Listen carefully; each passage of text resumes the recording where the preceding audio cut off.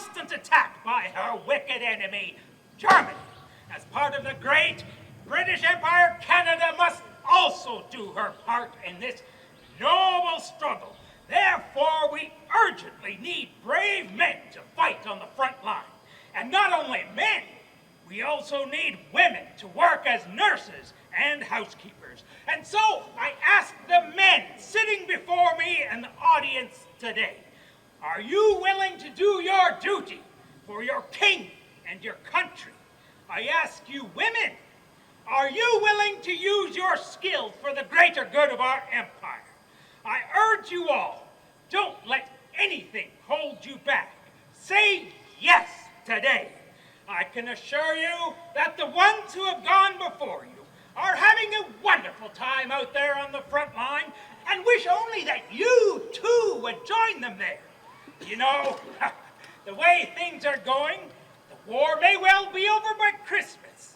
So don't wait a moment longer to get in on the action. If you are ready to do your duty, if you are ready for adventure, if you are ready to stand up and fight for the good of Canada, please raise your hand now. Yes, yes, I see you there. A brave young woman. Are there any men willing to do their duty for their country? Yes, just raise your hand. I see you there, way in the back. Yes, I see you. Everyone, raise your hands up high. Yes, thank you. Thank you all. King George will be proud to have people like you in his army.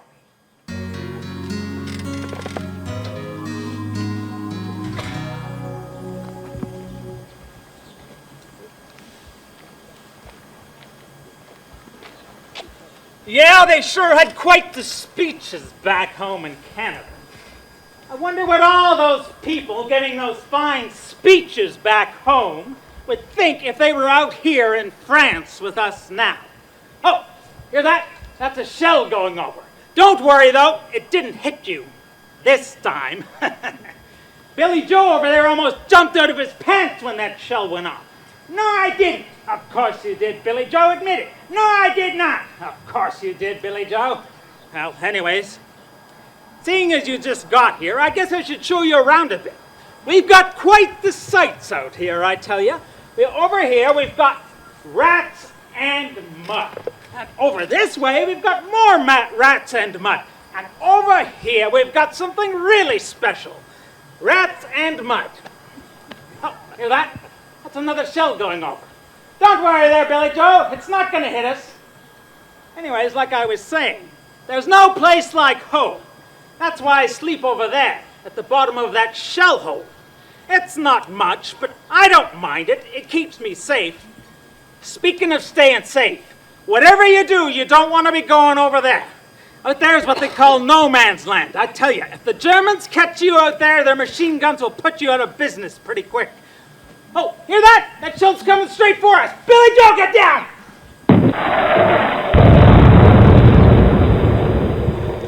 That was a close one, Jack. Yeah, sure was, Billy Joe. I tell you, you all better get digging yourselves some holes of your own if you plan on staying alive much longer. Here, you can use my shovel. Now, I'd love to stay and help you dig, but I really should be writing another letter home.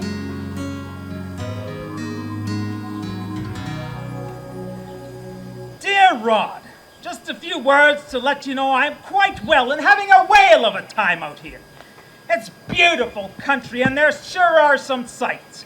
I'm now attached to headquarters staff and as a dispatch writer, and believe me, it's some job with all them coal boats flying around. I had to duck more than once already. You can hear them coming, and you know by the sound where she will drop. And you should see how the mud and smoke flies when she hits. Wow. Some nights I've been in my tent and just listening, and you talk about the thunderstorms back home. But the roar of artillery and the crack of rifles and mines blasting, along with exploding grenades, is something else. You know, I was at a little pool by my tent the other day, washing my knife, fork, and spoon, and the cook was yelling, "Hey, come on, you fellows, get your pudding!" When we hear the whistle of a shell coming in our way, believe me, Rod, nobody went for pudding, and And I knew by the sound she was not landing so far away. So down I flopped on my belly, and the shell slammed into the field nearest us, about 40 feet away from me. Some of the boys were pretty scared. Well, we all had a good laugh over them, but some of us went white after a bit. I suppose after a while we'll get so used to it we won't think if there's a war on at all. Well, Rod, there's not much more to write about at the moment. I hope this finds you, as it leaves me, your affectionate cousin, J. McCaskill.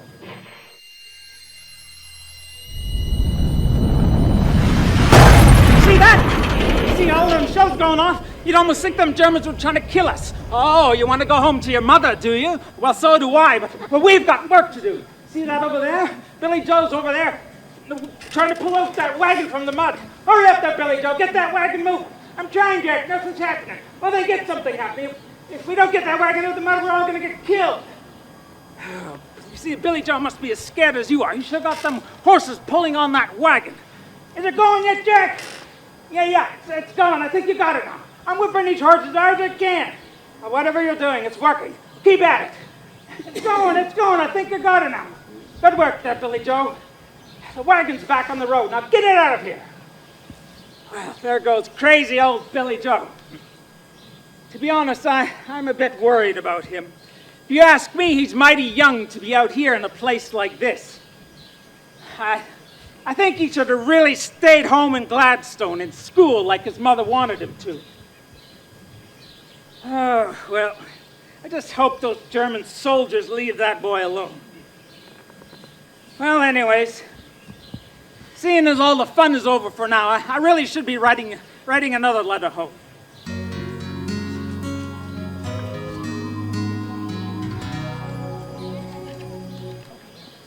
"1917, France. Dear Allie, your most welcome to hand today. Letter to hand today found me in my usual, but hard work and hot weather are telling their tale. Some of our biggest men are in hospital now, and the little ones are holding on as best they can. We are very busy and wish it was over. I hope Rod and his squad won't have to come over here, but I see they're up for conscription. Well, all right, take all them brute groom-skit-differs. But if they take them all, I think they want to exterminate the white race altogether. Gladstone is certainly getting hit hard now, but let us hope no more will fall. You must know that there are restrictions on what we say, especially concerning casualties. So that is one of the reasons you do not yet know all I am doing. I am so sorry for this, but maybe it is for the best. If you knew all I was doing, you might not be so enthusiastic in your work. It's funny. Out by the ocean, you would not know there is a war on, to see all the people on the beach.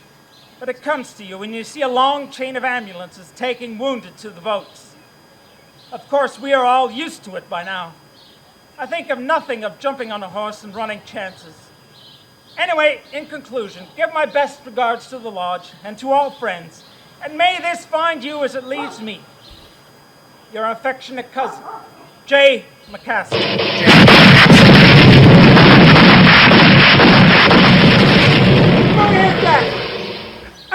I'm looking, Billy Joe. What is it? It looks like the old German army's running at us. Sure does, Billy Joe.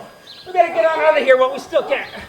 Billy Joe, where'd you go to? Well, I can't worry about him now. I've got to hide somewhere, but where? Oh, here's a pile of dead bodies. I'll have to do. Maybe if the Germans think I'm one of the dead, they'll leave me alone. Just be real quiet, okay? German soldiers are running everywhere. Just be real still. You hear that? You hear all them yelling and screaming? That means the Canadians are fighting back. You hear that? Nothing. That means it's safe, I hope. Hey, Billy Joe, you can come out now, it's safe. Billy Joe, where'd you go to? Billy Joe!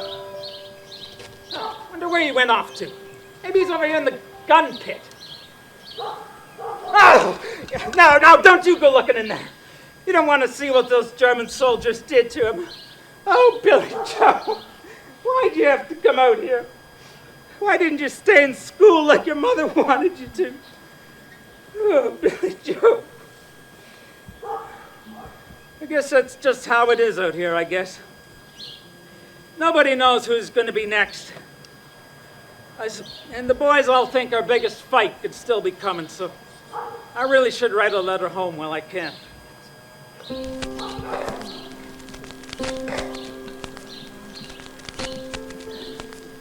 Dear Cousin Allie, the Gladstone boys sure are getting picked off one by one. And I fear not many of them will come back. There are lots of peace talks, but I fear peace is a long way off yet. You see, hear so many rumors down here, you treat each one as a joke. Some people think we've a bomb-proof job, but Allie, we are in danger too, and not many days ago, I, with my unit, had a near call and was reported missing with the other boys. Yet I lay where I was until the fun was over, having learned such discretions in the line. Some of my chums were not so fortunate, poor fellows, so we did the best we could for them and raised a nice sum for their dependents. I seem to have some charm about me that gets me clear, and I hope that stays with me. I've heard not any further word from Jack, but we all hope he is well. Well, Allie, thanks so much. I hope I am spared to come back. I hope I get a chance to do a good turn for all of you who never seem to forget about me for an instant. Oh, wouldn't it be wonderful if the nations would sign peace this Christmas and put an end to this awful business? Hoping to hear from you again. Your affectionate cousin, J. McCaskill.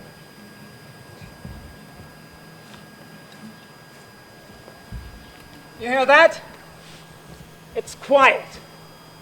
Too quiet. Those Germans must be up to something. Well, I suppose they always are.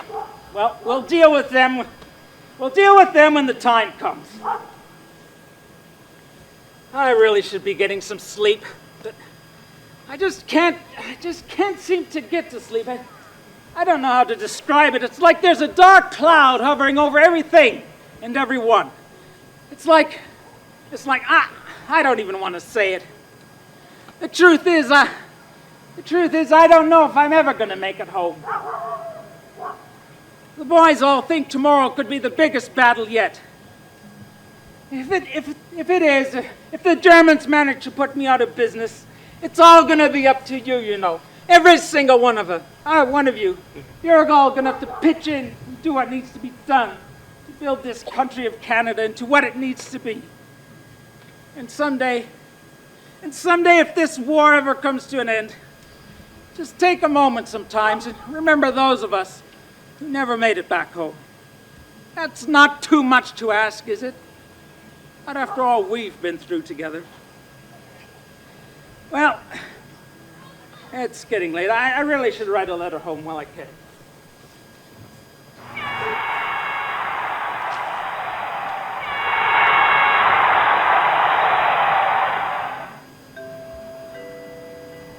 Dear Bob, your most welcome letter found me in the pink and pleased to hear such good news from Gladstone on this 24th of November, 1918. I would have wrote sooner, but you know, since this business has finished, we have actually been practically crazy. Even the countryside has changed its appearance, from darkness to light. You know, it's hard to believe this war is over. I hope Aunt will be spared to receive us. I was afraid some time ago she might not be strong enough to stand the strain, but thank God she did. It will do her good to see her sons home in the near future. Now, Bob,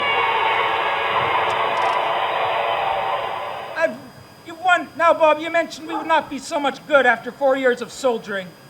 Speaking for myself, I've worked harder down here these last 2 years than I ever did, and I'm as hard as nails right now. But I will likely want a month or two for myself when I get back. The little girl, I guess, will want me to fix things up with her, and I expect Gordy will want me to stay with him, seeing as they have our extra quarter. I sincerely hope you will all have the happiest, most prosperous Christmas of your age this coming Christmas. I'm so sorry I won't be with you. It won't be until March 1919 when this unit gets back. Now I think that's all my news. And in conclusion, I hope this finds you as it leaves me. Your affectionate cousin, J. McCaskill.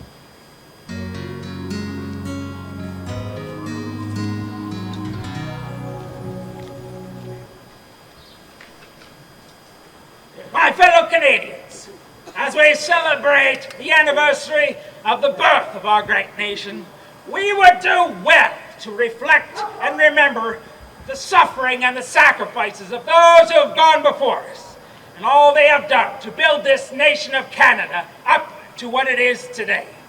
In light of that, I would like to read you a letter we have recently received from His Majesty King George V. To all my people, Tuesday next, November 11th, is the first anniversary of armistice, which has stayed the worldwide carnage of the 4 preceding years, and marked the victory of right and freedom. I believe that my people in every part of the empire fervently wish to perpetuate the memory of that great deliverance and of all those who laid down their lives to achieve it. To afford an opportunity for the universal expression of this feeling, it is my desire and hope that at the hour when the armistice came into force, the 11th hour of the 11th day of the 11th month, there may be a time for a brief space of 2 moments for a complete suspension of all our normal activities. During that time, except in rare cases where this might be impracticable, all work, all sound, all locomotion should cease, so that in perfect stillness, the thoughts of every one may be concentrated on reverent remembrance of the glorious day. No elaborate organization appears to be necessary. At a given signal, which can be easily arranged to suit the circumstances of each locality, I believe that we shall all gladly interrupt our business and pleasure, whatever it may be, and unite in this simple service of silence and remembrance. His Majesty King George.